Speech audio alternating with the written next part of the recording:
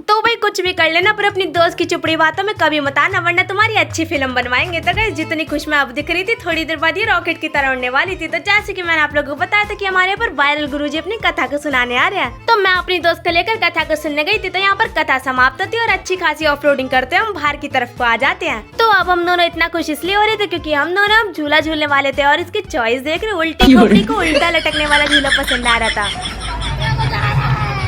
तो अब इस झूले में बैठे लोगों की आवाजें सुनकर मेरे तो इस झूले में जाने की हिम्मत नहीं हो रही थी, इसलिए अपनी उल्टी खोपड़ी दोस्त को समझा बुझाकर मैं उसको इस उड़न खटोले के पास ले आती हूँ। और इधर मैं अपनी दोस्त को बस इस झूले को दिखाने के लिए लाई थी, पर मेरी उल्टी खोपड़ी दोस्त इस झूले में भी बैठने की जिद कर जाती है और जल्दी से टिकट कटवा लाती है। मेरा बैठने का मन तो नहीं था, पर इस अपनी चुपड़ी चुपड़ी बातों से मुझे कहती है कि ऊपर जाकर बिल्कुल एरोप्लेन वाली फीलिंग आती है। तो अब एरोप्लेन में बैठना कौन ही नहीं चाहता, और लगता है ये दोनों आंटियां भी इस एरोप्लेन में बैठना चाहती थी, इसलिए बैठकर वेट कर रही थी। अब थोड़ी देर में मेरी खटिया खड़ी होने वाली थी और बाकी का पार्ट है नेक्स्ट व्लॉग में।